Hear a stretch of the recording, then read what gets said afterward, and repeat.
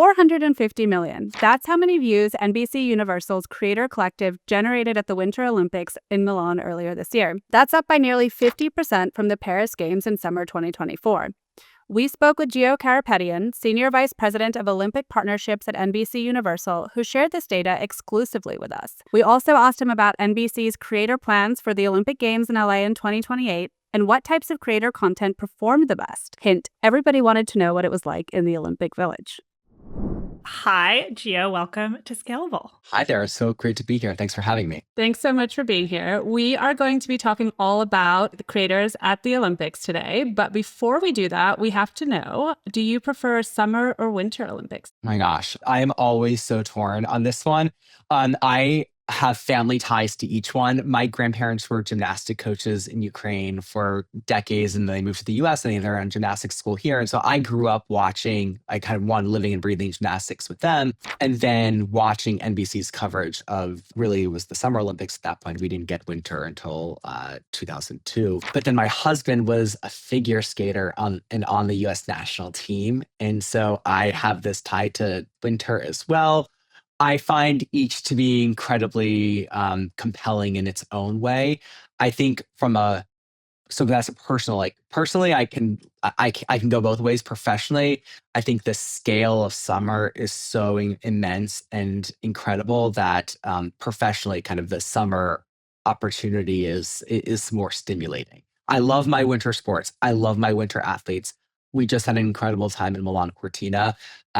But professionally, I'm probably drawn a little bit more towards summer. So I'm definitely a winter. Well, Coming from Finland, you don't really have a choice because we grew up with ice hockey, and I also love ski jumping. Summer is amazing, and it's always so popular. And I did competitive gymnastics when I was a kid, so I love watching the gymnastics every 4 years. Yes. What are you, Kaya? Okay, so I'm also torn because I love watching the Summer Olympics, but my dream was to be an Olympic figure skater, which quickly I realized would not pan out because I'm not a very good figure skater. But like it was during the Michelle Kwan era, and it just like she was like my idol. Like who didn't want to be Michelle Kwan? Everyone wanted to be Michelle, and that's a challenging one. Never won an Olympic gold medal. I should also probably clarify, when I say competitive gymnastics, I do not mean at an Olympic level by any means. I loved it, but it was never going to happen for me as a career. But creators have obviously become a huge part of NBC's strategy, which was not the case in the Michelle Kwan era. But over the past few Olympics, we've really seen, creators take center stage as well, including in Milan earlier this year. So on stage at our Scalable Summit yesterday, you dropped some new data for us. So content from NBC's Creator Collective generated roughly 450 million views across TikTok, YouTube, and Meta during the games. That's a 40% increase from the Paris Games. So first kind of 47. walk us through. Oh, 47. Excuse me. So almost 50% increase. Amazing. First, kind of unpack what the Creator Collective is, and then we'd love for you to kind of help put these numbers into context for us and what they mean. So the Creator Collective, we brought it together for the first time ahead of Paris 2024. When we came out of Beijing in 2022, we really had a moment to rethink what our partnership playbook looked like and what our opportunity to engage fans looked like. We had 2 games that were impacted by the pandemic, and we knew that we had to re-energize the US audience from a fandom perspective. I remember shortly after Beijing, I was meeting with the head of NBC Olympics, Gary Zhang, and I was saying we should bring creators with us to Paris. Don't think I'm crazy. We should credential them like we're credentialed and let them tell the story of the games to their communities and to their fans directly.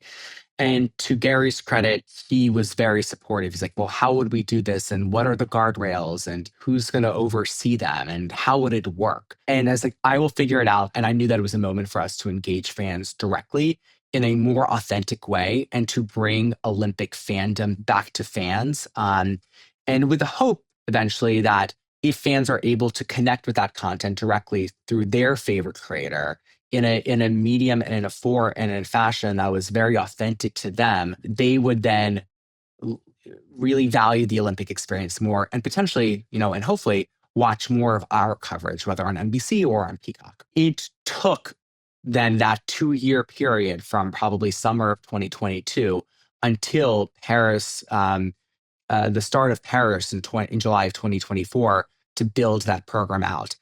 It was something that had never been done at that scale before. And we had to think about what was the right way to operationalize this. How do you establish relationships with creators? How do you bring them into events? What access do you give them? What are the guardrails in place? And of course, we have to do this with our partners at the International Olympic Committee and ensure that we have their buy-in and their support as well, which I'm thrilled to say not only did we have their buy-in and support, but they also then ran their own creator program in both Paris and Milan Cortina as well with our coordination. So it was a very structured, well built out plan ahead of Paris.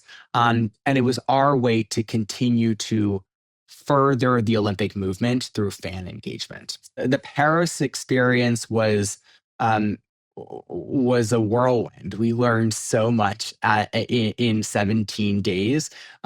We learned that fans loved engaging with Olympic content through the eyes of their preferred creators. They wanted to see these behind the scenes moments through access that only we could provide to them. The content really resonated with them in a way that was on par with even kind of standard highlights of the games itself, which we didn't allow the creators to make available in their content. But otherwise, the results of Paris were incredibly compelling for us. And then we knew we'd bring it back from Milan Cortina. And then going back to the numbers a little bit, I mean, 450 million sounds like a huge number. What can you put that in context? Was there a certain goal? For Paris, we had nearly 300 million views across the social platforms, and the same number effectively of creators that we had in Milan Cortina. We didn't necessarily have a goal. We knew that we had hopes for Milan that we would actually just meet the Paris number. Winter is by far and large what I would call a quieter games versus summer. You just have, by its design and nature, fewer sports, fewer athletes competing, and then to exceed it by nearly 50% was the real upside for us. When we came out of Paris, we knew that one of our learnings was just refining creator selection, making sure that we're picking the right folks. And we knew, for example, that when we went into Paris, we were not only interested in sports creators because we wanted to tell the Olympics or truly everything about the Olympics and everything that Paris had to offer. I often say that the Olympics isn't a sporting event, it's a cultural event. And so you have to look at it holistically. So we very much leaned into, yes, some sports creators in Paris, but also lifestyle. We did some fashion and some food as well. We actually found that the food creator piece didn't totally resonate with audiences in Paris. And so we said, okay, well, as much as Italy is also about food, for example, we're not going to lean into that as much as we did in Paris. And that proved to be effective. We found that local takes on content in Paris proved to be very effective, but through an American lens. So we worked with a pair of French creators that create content for American audiences, AT Frenchies. And they were with us in Paris, and they were, I believe, our top performing creator in Paris. And we brought them back from Milan Cortina because their content performed so well. And we thought, well, the French take works so well in Paris. Can we do that in Italy with Alex and Tom? But then also, what is the Italian equivalent of them? And so over time, we found who is the AT Frenchies of Italy, and we came to Lionfield, for example, and we brought them to Milan Cortina. And that also proved to resonate incredibly well with consumers. How do you say tower in French? Tour. What about lap? Tour. So how do you say the rook in chess? Tour. Turn. Tourne. And all tour. Around. Oh, tour. So how do you say the tower and the rook turn around the crow tour for a lap? La tour et le tour tourne autour du tour de tour. Do you have any thoughts as to why the food content didn't work as well as, say, other categories? What we saw that worked really well from a content perspective was the behind the scenes aspect of the games. And so to say, what is kind of what is the culinary scene of Paris writ large isn't particularly interesting because you can do that today in May 2026, and that's not a particularly kind of compelling exercise when you're in the moment in July 2024, for example. But what does food look like in the athlete village? Oh, that's interesting. And people definitely want to see that. What does the NBC studio look like in Paris, or what does the NBC studio look like in Milan? That's really interesting. I want to see that. How do you stand up an operation that supports 1,500 people on the ground and then 2,000 people back in the US? That's an interesting perspective that you can't get anywhere else. But the food piece, we found it didn't resonate because it was too almost generic about Paris and not Paris during the Olympic Games. That makes a lot of sense. I mean, I would like to see what the food is like in the Olympic Village. So I'm like, now I need to go and look at some of those clips. So we did this in Milan, and this was a moment where we were able to do something that even we had never done before, and that was to go into the athlete village and record content in there. And we had to really work very closely with our colleagues at the IOC and then the organizing committee to secure this access and kind of what are the parameters under which the media rights holder is going to go in and be in the athlete environment. But we were able to bring Jordan Hallett to the athlete village in Milan. And at that point, there were some foods that were really kind of standing out at the time. We really tried to get our hands on the tiramisu, but they weren't making it that day. But we were able to go into the dining hall and try the different pastas, try the desserts of the day as well, and allow him the opportunity to taste the food that the athletes get to eat. And that content, again, performed really well because it's a very unique perspective and that is only available at that moment. Like the dining hall in the Olympic Village is no more. So, and kind of that food is no more. So you'll never have that recipe again, effectively. How did the athletes themselves respond to creators coming into the Olympic Village? It's been so interesting because we've talked to, other sports leagues and teams who've done creator partnerships. And because most of the athletes are very young, I mean, for them, they know and follow these creators. People would stop us, especially Jordan, who's so well known and he's so iconic. And he's such a lovely person as well that we would go through and the athletes would stop him and ask for a selfie, for example. And it wasn't just the Team USA athletes, but it was athletes from around the world, which speaks to kind of the global scale of these creators. And then also the staff at the village wanted to have a moment with him as well, because again, he has such a distinct personality and people recognize his content. So you bring these very recognizable creators into places like the village or even into a venue. And they're immediately known by their fans because they have such a deep connection with their communities. The same thing happened to us in Paris. Going back to your point on kind of guardrails and when you were thinking through the program, what did you kind of settle on? Did you give creators certain guidelines? You gave them certain access. Yeah. But, in terms of production support, editorial guidelines, what did that look like for them? Yeah, it was something that we had to think a lot about. I was an advocate for not being too proscriptive in this realm. I'm a believer that the content is going to succeed and resonate most when you give creators the license to do what's going to work best with their communities. That being said, we are the stewards of the Olympic movement in the US. We have a decades-long relationship with the IOC and the USOPC. We will continue to be the rights holder exclusively in the US through 2036.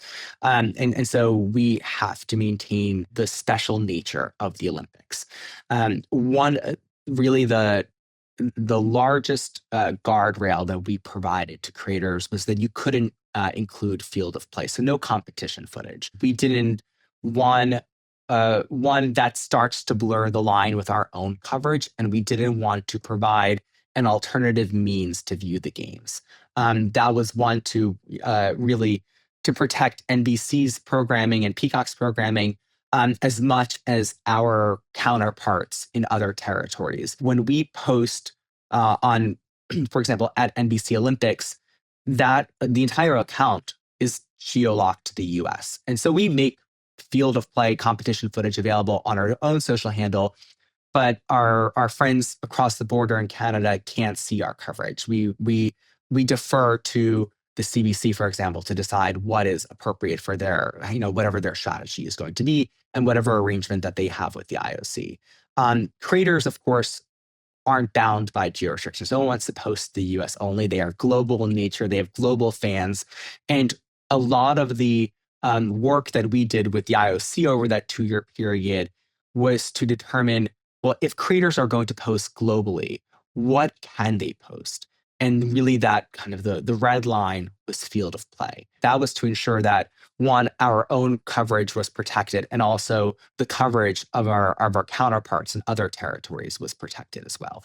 That was the one red line that we couldn't cross. I'll say that I reviewed all content in Paris, and I saw most of it in Milan. We became more comfortable with some of the folks who were coming back to us for a second tour. You personally reviewed it? I personally reviewed it.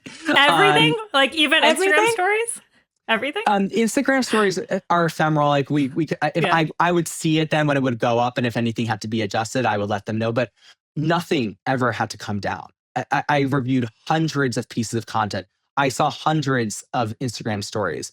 Nothing ever had to be taken down because the creators understood the guardrails. They are such professionals.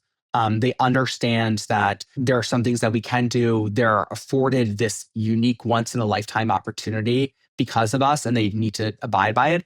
And they also are such fans of the games and of the athletes that all of the content was incredibly positive. It was all in support of the movement of the athletes and fully respectful of the kind of the one guardrail we had set forth for them. And so we had no issues in that way, and the content still, even without field of play footage, performed so incredibly well. The Milan Olympics were actually the most watched games since 2014. And I mean, obviously people are consuming so much of the creator content on social media and on YouTube, but how big of a role do you think the Creator Collective played in really getting more people to watch the games on, say, NBC or on Peacock? Yeah, absolutely.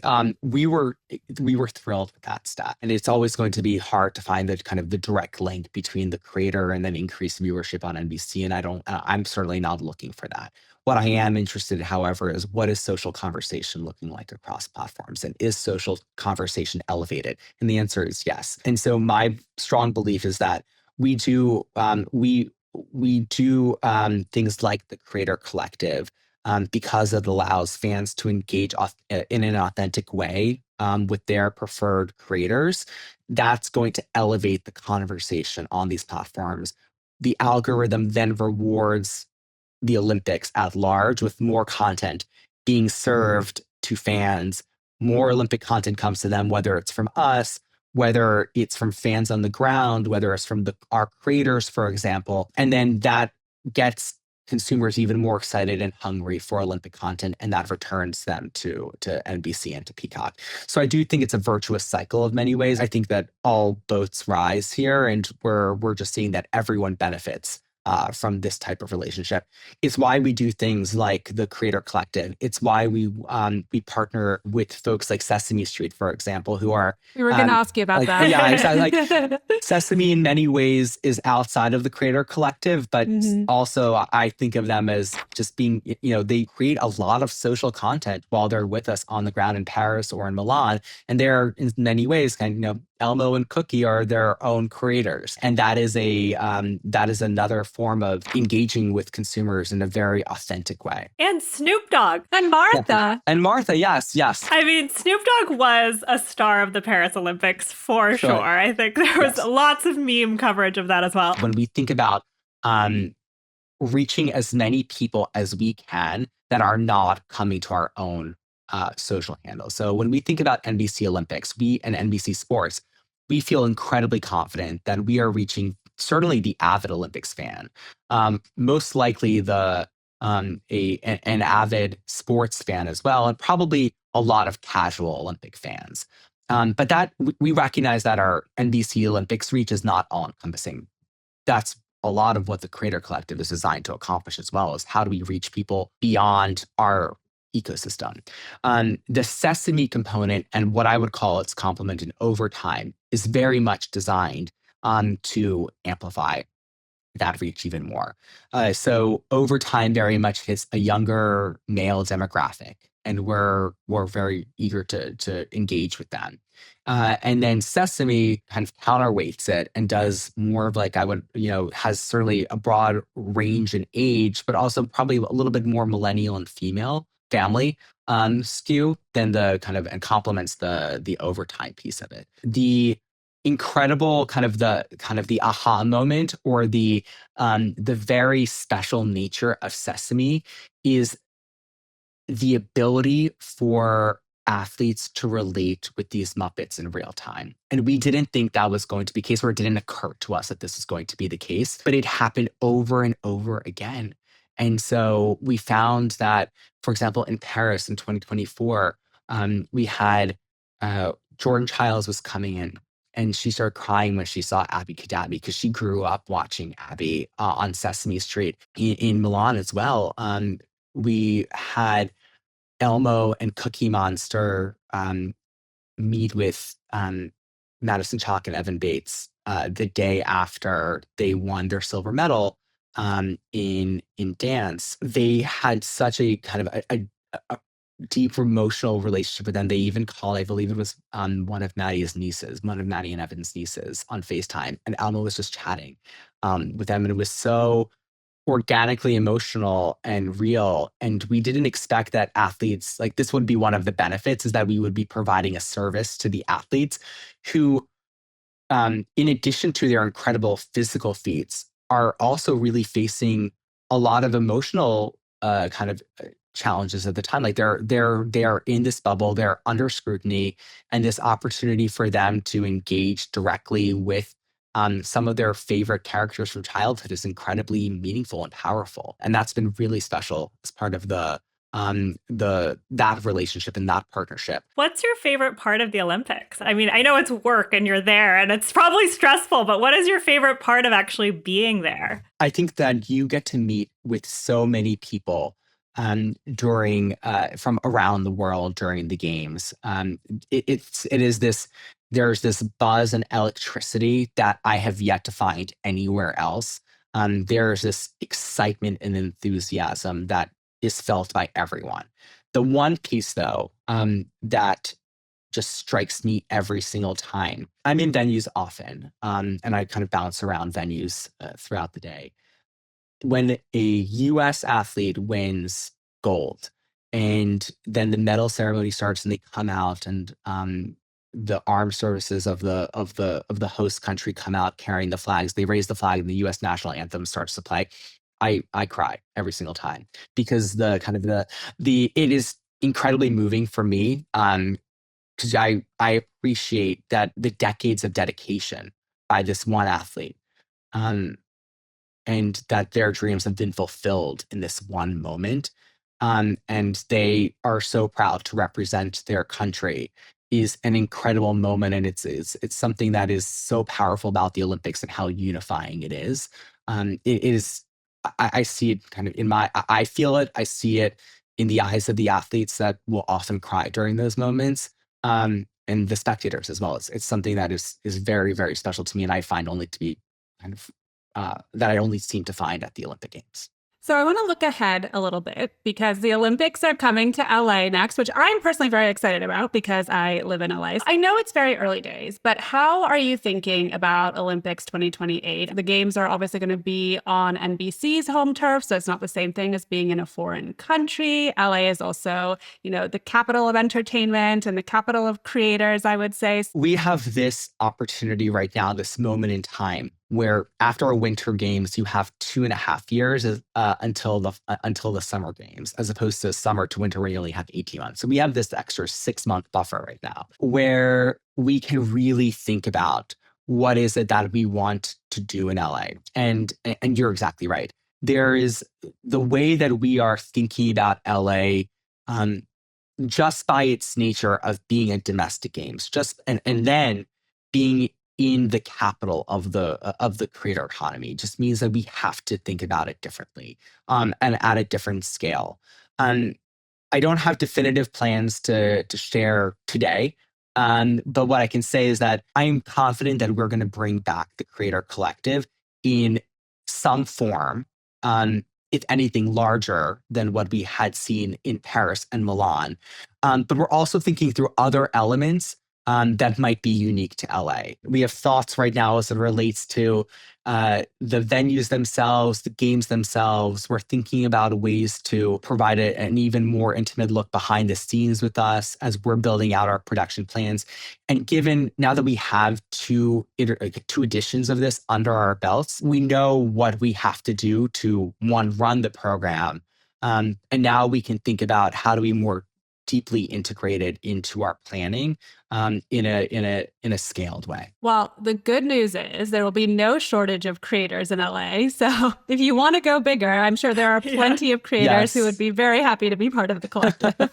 And that's really a question I have is like, what does that mean? Because there are going to be so many folks there. I'm excited to think about all of this. Yeah, no shortage of A-listers either. You're in their home turf as well. That is another factor. Another trend that we've been following is kind of the rise of creator athletes. We've seen it on college campuses with the rise of NIL, but we've really seen it at the Olympic Games where, there's always kind of standout athletes that, are showing the behind the scenes and either come in with an existing following or really blow up after the games. So curious on kind of the dynamic that you're seeing there and, how you're thinking about working with Team USA, especially for LA. We love our Team USA athletes so much.